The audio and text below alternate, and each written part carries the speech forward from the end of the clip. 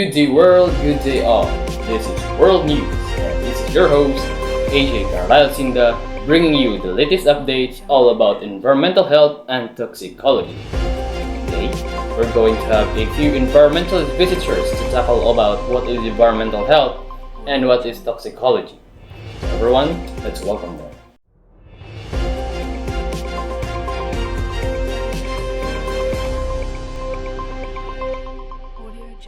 So, environmental health centers on the relationships between people and their environment. Like, for example, when people are exposed to hazards like polluted air and lead in their drinking water, they can develop serious conditions such as asthma, heart disease, cancer, and dementia. In other terms, environmental health focuses on external factors that cause disease, including elements of the natural, social, cultural, and technological worlds in which we live. It is the branch of public health that focuses on the interrelationships between people and their environment, promotes human health and well-being, and fosters healthy and safe communities.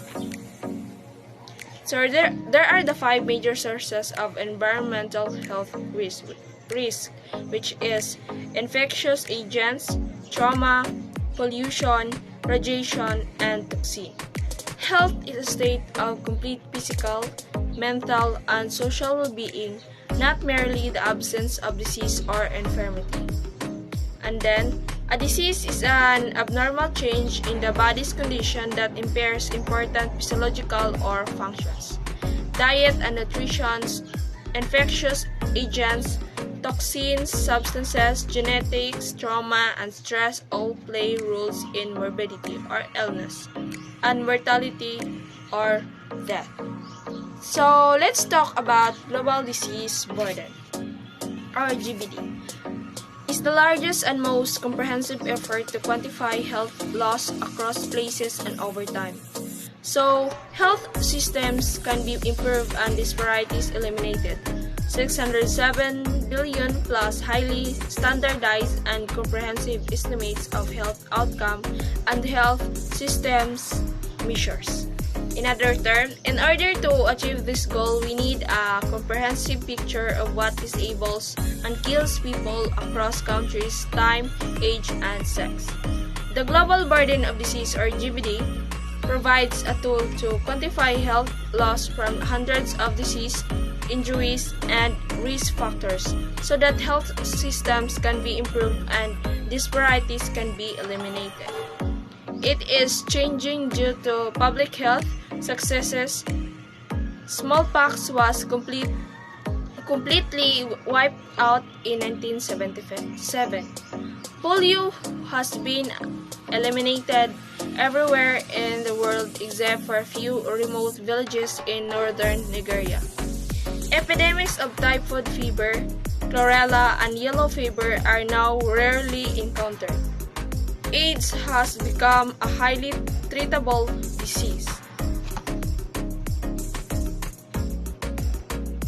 And then, according to WHO, chronic disease now account for nearly 60% of the 56.5 million total deaths worldwide each year and about half of the global disease burden.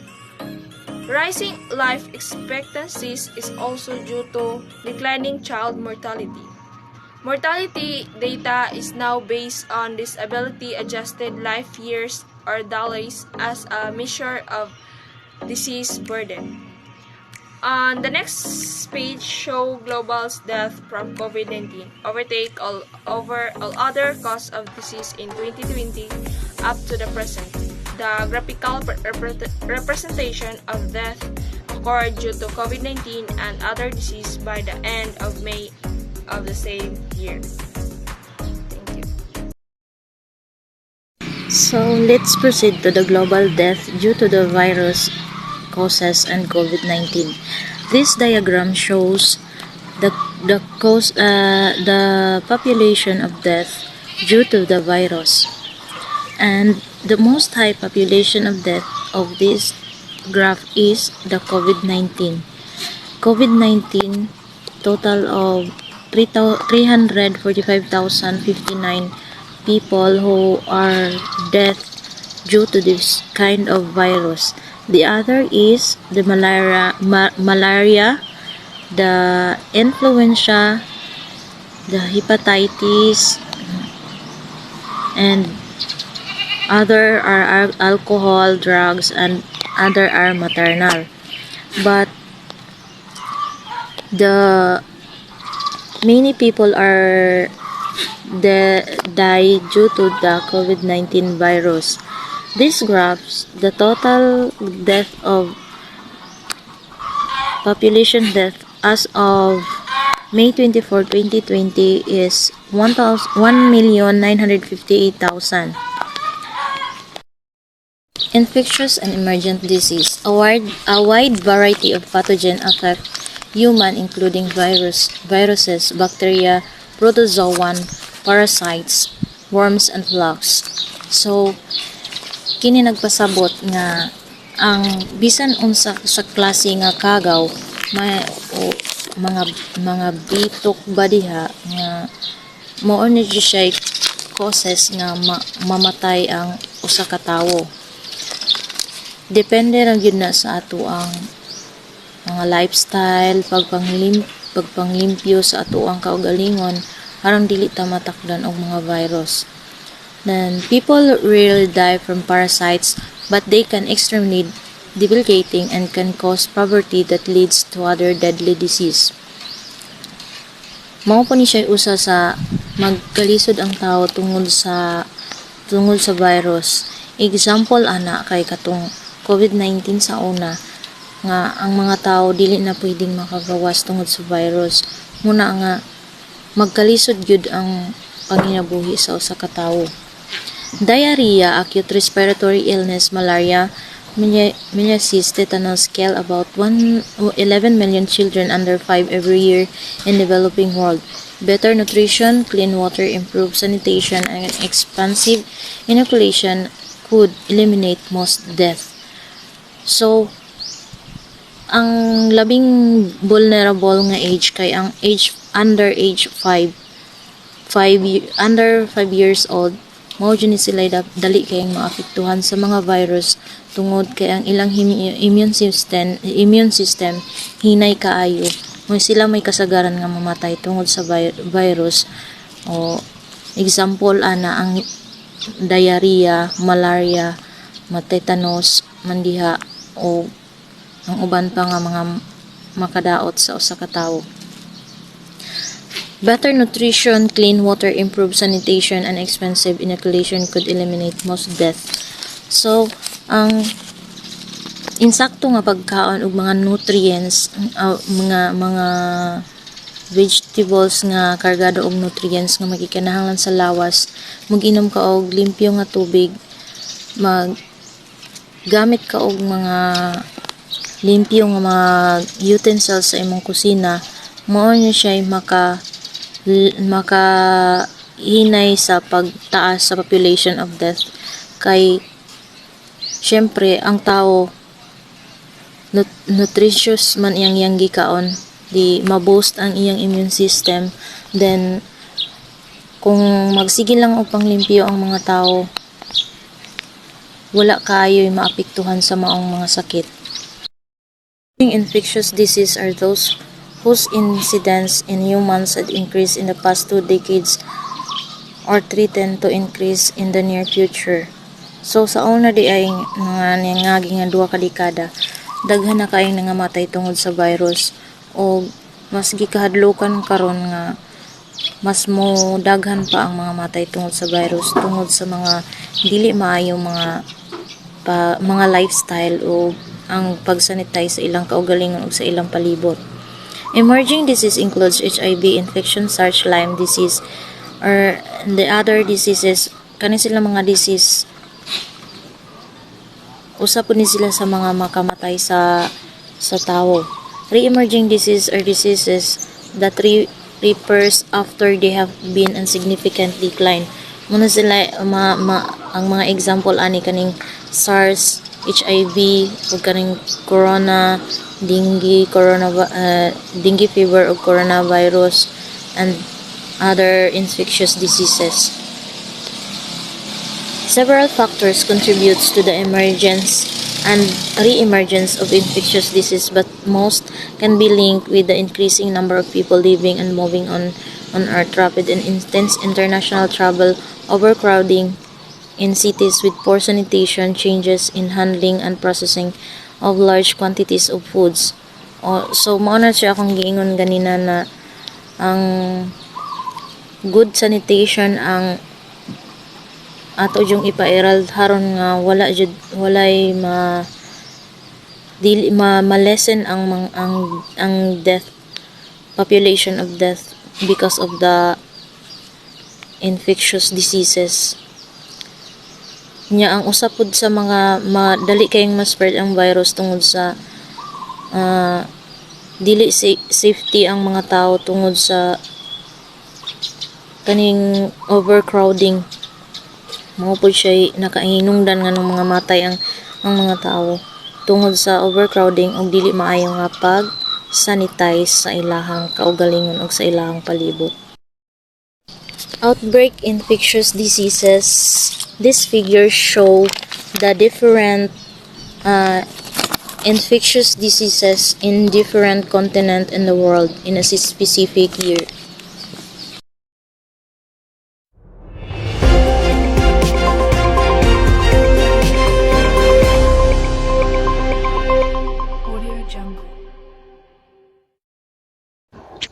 Factors contributing to disease emergence. Now, microbial adaptation. Example, genetic drift and genetic shift in influenza A.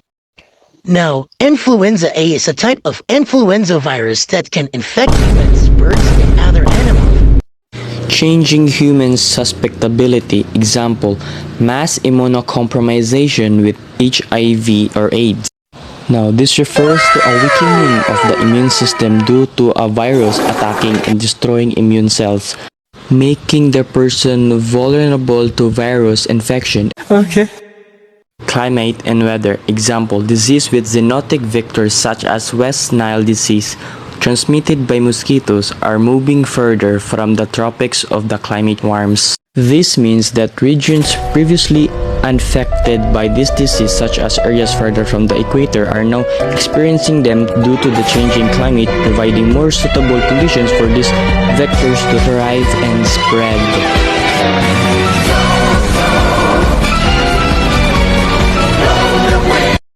Change in human demographics and trade. Example, rapid travel enables SRS rapid propagate around the global. SARS is a highly contagious, and as people move from one place to another, they can carry the virus with them, spreading it around the location. The meaning of SARS is severe acute respiratory syndrome is a viral respiratory disease caused by SARS-associated coronavirus. Economic development. Example, the use of antibiotic to increase meat yield of farm cows led to antibiotic resistance. The use of antibiotics for cows is to increase the meat yield to lead to antibiotic resistance because bacteria in the cows can develop resistance to the antibiotic use.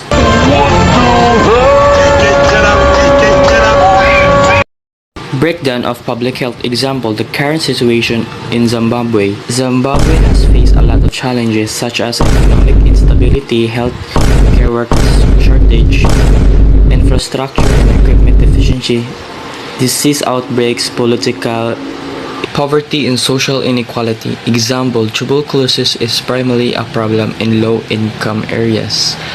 Now, tuberculosis is a problem because it has a poor living conditions, limited access to healthcare, malnutrition, high prevalence of HIV, and limited public health infrastructures. Bioterrorism. Example, 2001 anthrax attack. The 2001 anthrax attack is involved mailing letters with anthrax spores to target like media outlets and politicians. The anthrax strain's use was particularly dangerous. The attack caused panic and led to extensive investigation. Now for the last part. Dam and irrigation system construction. Example, malaria, and other mosquito-borne diseases. Now, malaria and other mosquito-borne diseases like dengue fever and Zika virus are spread by infected mosquitoes. They cause symptoms ranging from mild to severe and are prevalent in two tropical regions. Preventing involves using insect repellents and mosquito nets, while control efforts include vaccination and vector control measures. Now in our ecological disease, we have Ebola hemorrhagic fever, chronic waste disease, tropical disease, and conservation medicines.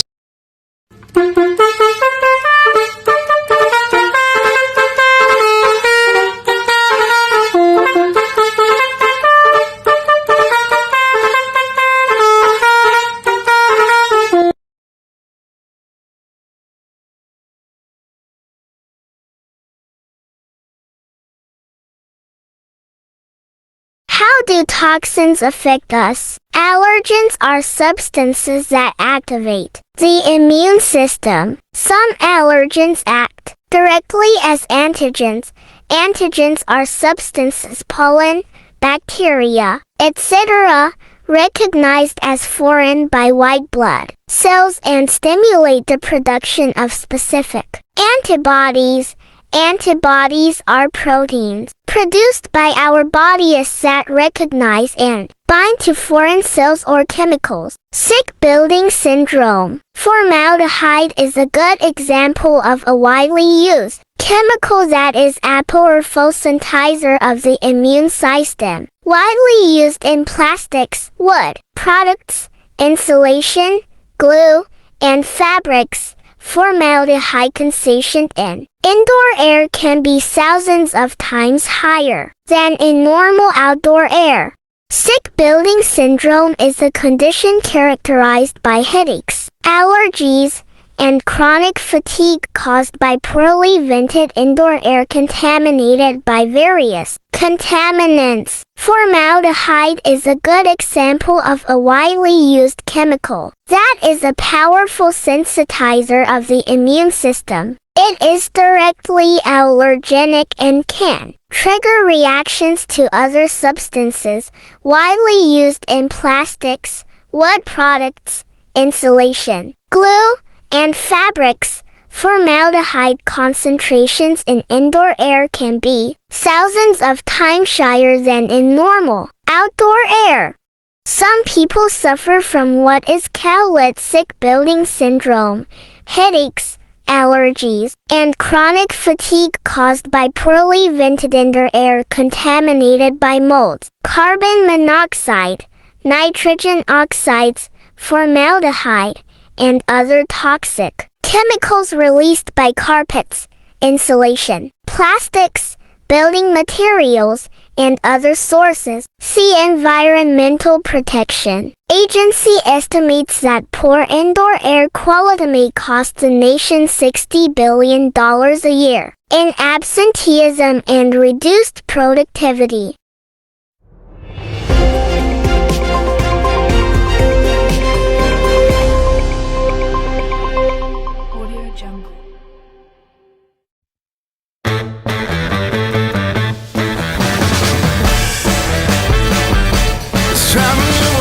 And I don't know why I can't contain whatever's running inside. I gotta find a way to figure it out. I found the answers and there ain't no doubt. You got what I'm looking for. Give me a break. Got what I'm looking for.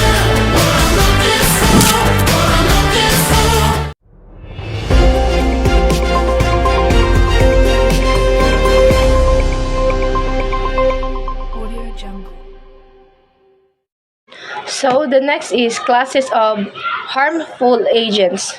Neurotoxins are a special class of metabolic poisons that specifically attack nerve cells neurons.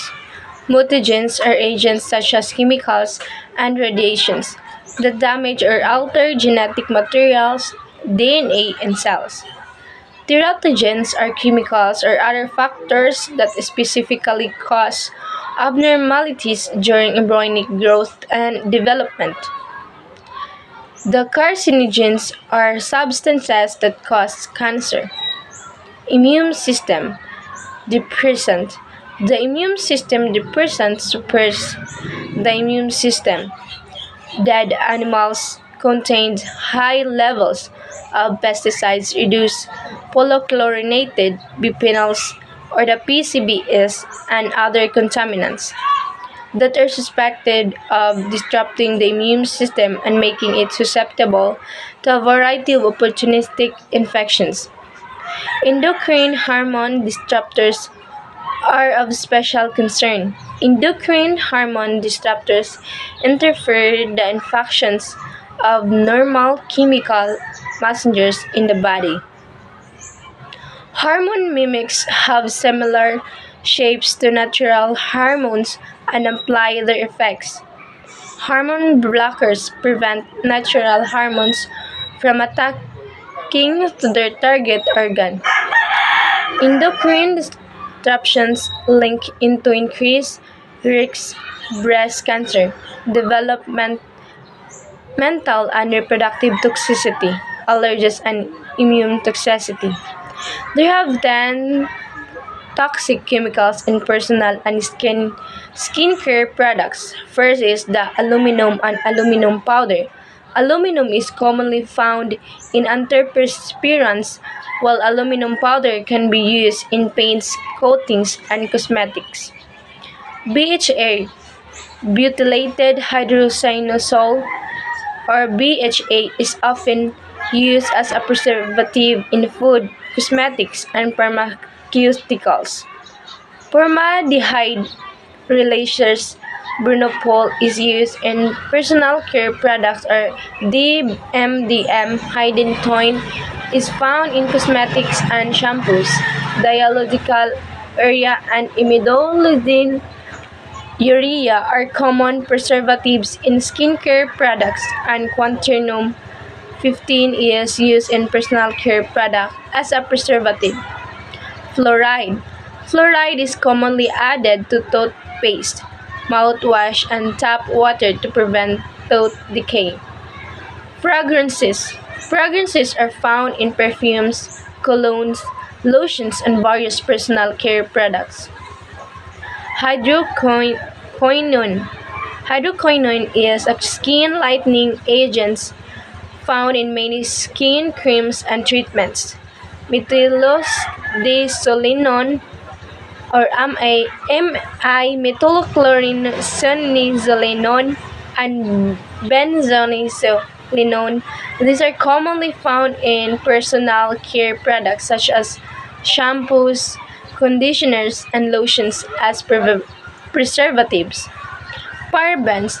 Examples include pro propylabaren, isopropylaben, butylparaben, and isoproparaben, which are used as preservatives in cosmetic skincare products and pharmaceuticals.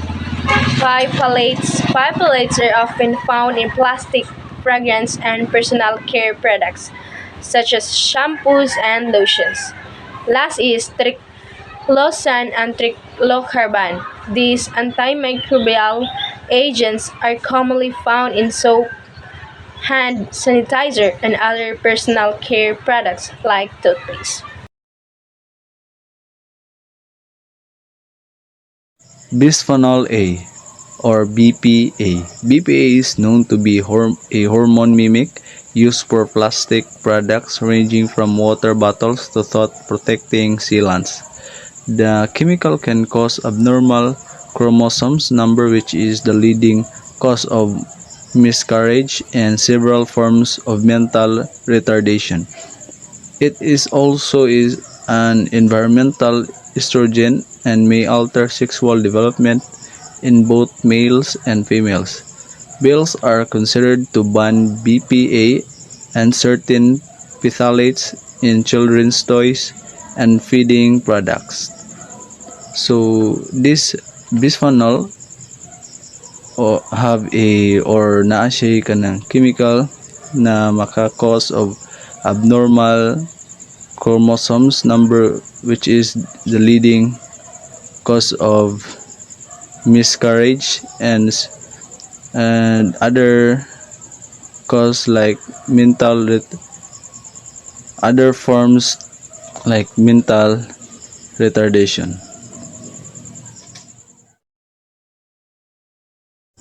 Factors in environmental toxicity. Factors related to the toxic agent. Number 1 is chemical composition and reactivity. 2. Physical characteristic such as solubility, state, and state. 3. Presence of impurities or contaminations. 4. Stability and storage characteristics of toxic agents. 5.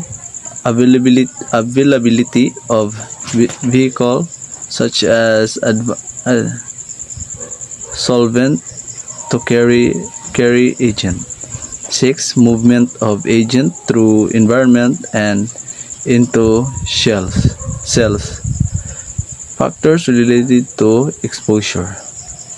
One of these is dose, such as concentration and volume of exposure. 2. Rate and site of exposure. 3. Duration and frequency of exposure. 4. Time of exposure, such time of day, season, or year. Factors related to organism. 1 is resistant to uptake, storage, or sell permanently of agent. 2. Ability to metabolize, reactivate, sequester, or estimate agent. 3. Tendency to activate or alter non-toxicity substance so they become toxic. 5. Special and genetic characteristics of organisms. 6. Nutritional status of subject. 7. Age, sex, body weight, immunological status, and maturity. So that's it. That's all for factors in environmental toxicity.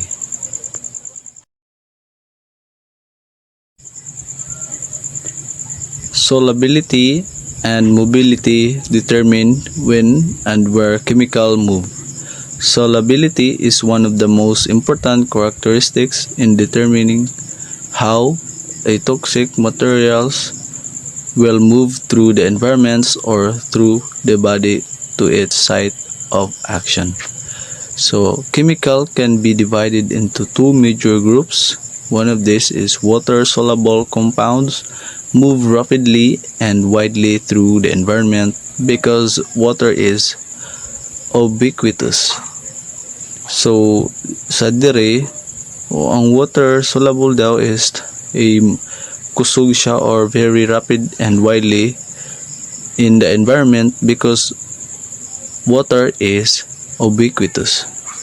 So, number 2 majors is molecules that are oil or fats generally need a carry to move through the environments. So sa dire, so molecules are oil or fats which needed or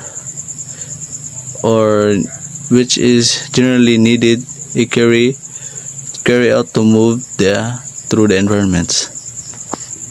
So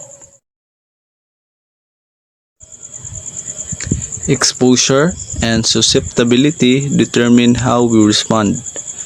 There are many routes for toxins to enter our bodies. One of these is airborne toxins, generally cause more ill health than any other exposure source. However, food, water, and skin contact can also expose us to a wide variety of hazards. So, sa dire, airborne toxins is mao din siya pinaka high cause of ill health than any other exposure sources. But there are some nga makaapekto sa tuwa like food, water, and skin contact can also expose us to a wide variety of hazards. So age matters, and generally health matters. Healthy adults, for example, may be relatively insensitive to doses that are very dangerous to young children or to someone already weakened by other diseases. The last is lead is the most common toxin in children. So let's proceed to what is really bioaccumulation and biomagnification. So when we say bioaccumulation, this refers to the fact that organisms may selectively absorb and store toxins in their bodies. This phenomenon occurs when organisms ingest or absorb substances faster than their bodies can excrete them. This leads to an increase in the concentration of the harmful substances within the organism's tissues. Over time, this can result in accumulation of high levels of toxins in the organism, posing potential risk to its health and the ecosystem as a whole. Now that we know about bioaccumulation, which is the absorbing and storing of toxic substances in the organism's bodies, let's now proceed to the definition of what is really biomagnification. So when we say biomagnification, this occurs when a toxic burden of a large number of organisms at a lower trophic level is accumulated and concentrated by a predator at a higher trophic level. As organisms consume other organisms in the food chain, any toxics or pollutants present in the prey organisms are transferred to the predators. So now, we know the difference between the bioaccumulation and biomagnification. So let's proceed to the next, which is the POPs or the POPs, or what we call persistent organic pollutants. Persistent organic pollutants often accumulate in food webs and reach toxic concentrations on long-living top predators such as humans, sharks, raptors, swordfish, and bears. Under the persistent organic pollutants, we have the PBDA, or what we call polybrominated diphenyl ethers. These are flame retardants in textiles, foam in upholstery, and plastic in appliances and computers. These are the group of chemical compounds which consist of bromine atoms attached to a diphenyl structure. PBDS, or the polybrominated diphenyl ethers, are persistent organic pollutants that can bioaccumulate in the environment and living organisms. They have been in air, water, soil, and the tissues of animals, including us humans. Relatively low exposure in the womb or shortly after birth can irreparably harm children's reproductive and their nervous systems. So we have the second one, which is still under the persistent organic pollutants, which is the perfluorooctane sulfate, the PFOS, and the perfluorooctanoic acid, PFOA, or also known as the CA. These are used to make non-stick, waterproof, and stain-resistant products such as Teflon, Gore-Tex, Scotchgard, and Stainmaster. This chemical family has been shown to cause liver damage as well as various cancers and reproductive and developmental problems in rats. Exposure may be especially dangerous to women and girls who may 100 times more sensitive than men to these chemicals. The PFOS and PFOA, or also known as the C8, are synthetic chemicals that belong to a group of substances called the per and polyfluoroalkyl substances. or which we call the PFAS. They are part of a larger class of chemicals, which is, as mentioned, also known as the perfluoroalkyl substances, or the PFAS. So we have here the third, which is the phthalates. These are found on cosmetics, deodorants, and plastics used for food packaging, children's toy, and medical devices. Some cause kidney and liver damage, and possibly some for cancers.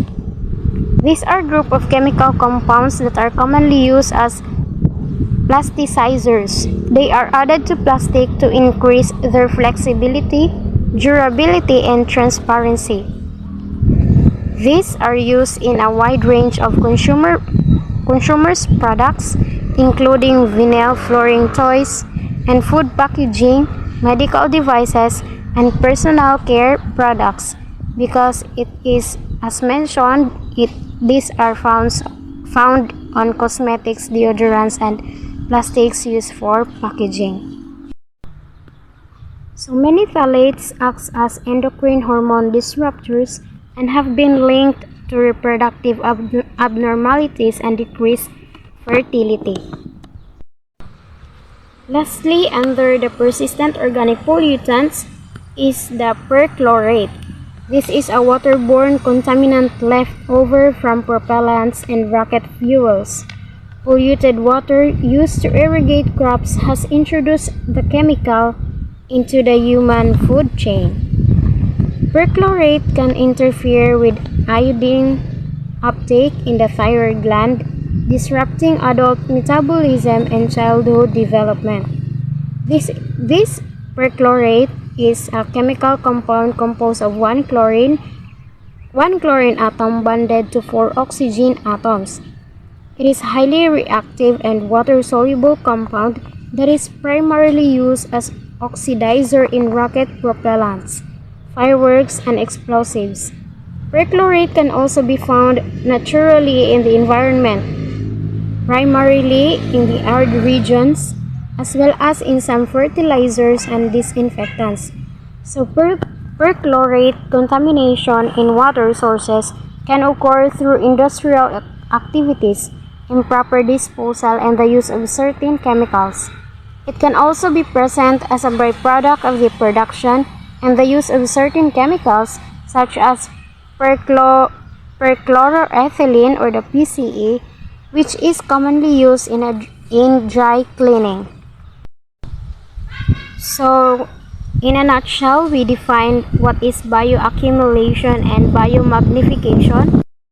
We had also defined what is POPs, or what we call the persistent organic pollutants, with the following enders such as the polybrominated diphenyl ethers, or the PBDE, the PFOS and PFOA, or also known as the C8, the phthalates, and the last, which is the perchlorate. About chemical interactions can increase toxicity. Antagonistic reactions of some materials interfere with the effects or stimulate the breakdown of other chemicals. Example, vitamin C and A can reduce the response to some carcinogens. Other materials are addictive to they occur together in exposures. Rats exposed to both lead and arsenic show 2 times the toxicity of only these elements. Carcinogenism is an interaction which one substance exacerbates the effects of another. Example, occupational asbestos exposure or smoking increases lung cancer rates.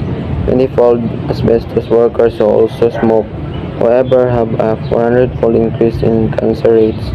How many other toxic chemicals are we exposed to that are below? Threshold limits individually but combined to give toxic results. Measuring toxicity.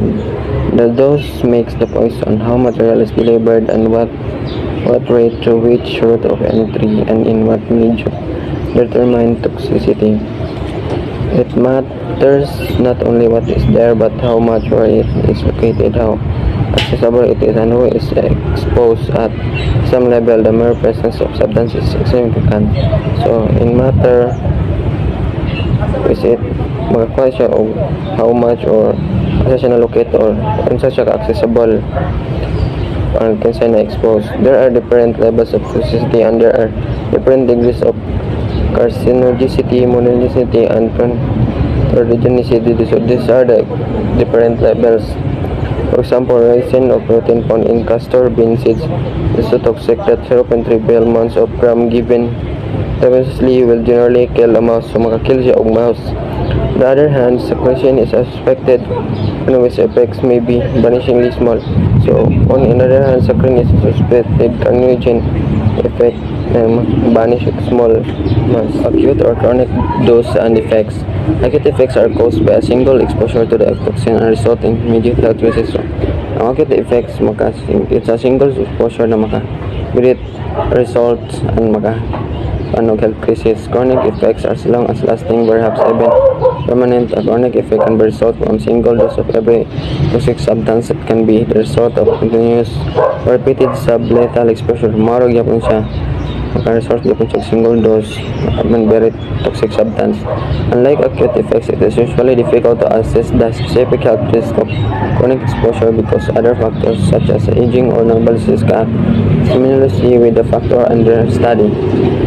A convenient way to describe toxicity of chemical is to determine the dose to which 50% of the test population is sensitive in the case of fetal dose. So this is called the LD50. So as you can see that the picture, this is the diagram of LD50 to determine the dose to which percent of test population is sensitive. Question: it should be set population levels that will protect everyone, including the sensitive people, or only aim to protect average person. So should we? Yes, we should set population levels so we can protect everyone, including the most sensitive people, or only to protect average. So, good morning. I'm the next reporter. I'm going to report the risk assessment and acceptance. First is risk is the possibility of suffering harm or loss.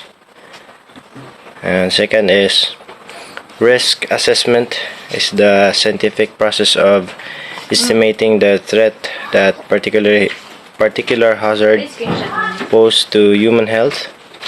This process includes risk identification, dose response assessment, exposure appraisal, and risk characterization. And exposure assessment is the estimation of determination of the magnitude, frequency, duration, and the route of exposure to a possible toxin. And the last is risk management, combine principle of environmental health and toxicology together with regulatory decisions based on socio-economic, technical, and political consideration.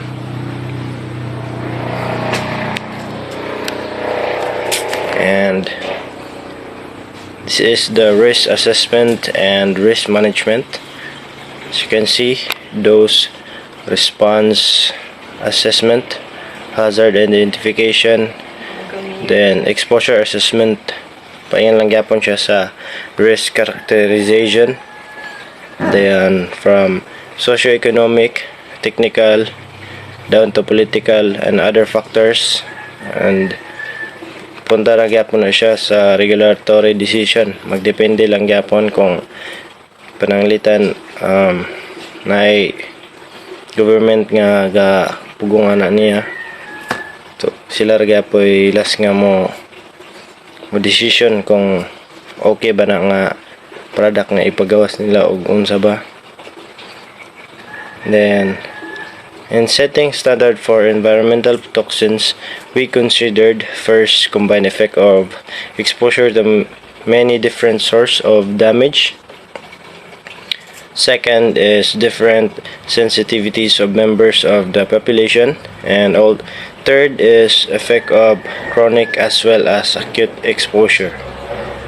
Although each individual's stress may not be life-threatening, the cumulative effect of all the environmental stresses, both natural and human caused, to which are exposed may seriously shorten or restrict our lives. So, should be damage that population be reduced to zero if possible, or as low as technologically feasible. Um, what is risk and generally considered acceptable?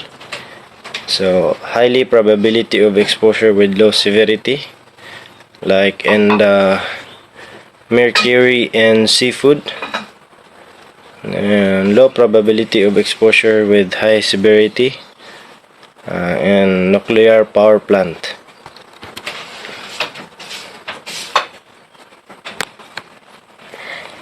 Here's the example of labels that have been required or proposed as a result of public health concern.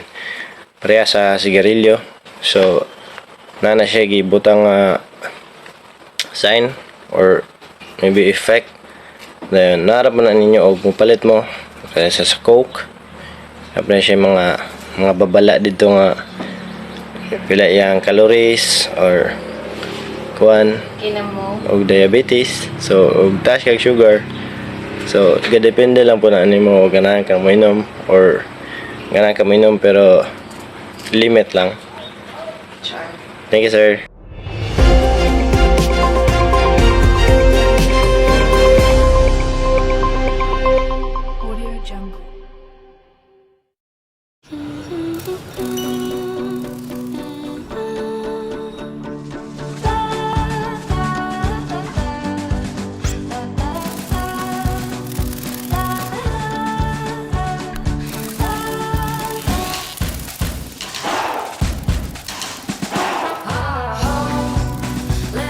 With a little help, we can make a big change. Now made from 100% recycled plastic.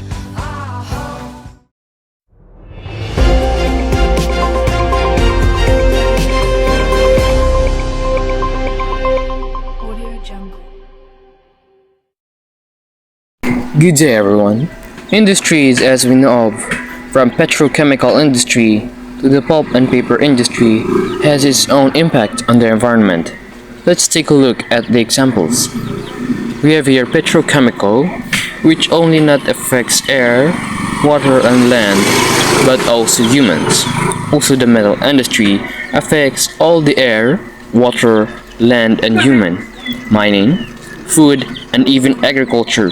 From the drift of agricultural chemicals, example is pesticides, herbicides, fungicides and fertilizers, and runoff of agrochemicals to surface waters or leaching. And we have lastly the pulp and paper industry, which produces noxious fumes, emissions of mercury, chlorines, organics, silt form, deforestation, and eventually the loss of habitat. With all of this in mind, know that all these industries share one characteristic, and it produces toxic substance that does not only destroy our environment but also affects us humans. Ladies and gentlemen, as humans, we have made marvelous progress in reducing some of the worst diseases that long have plagued humans. However, chronic conditions that once were confined to richer countries and only to richer countries have now become leading health problems nearly everywhere, and as it is spreading, new emergent diseases are appearing at an increasing rate.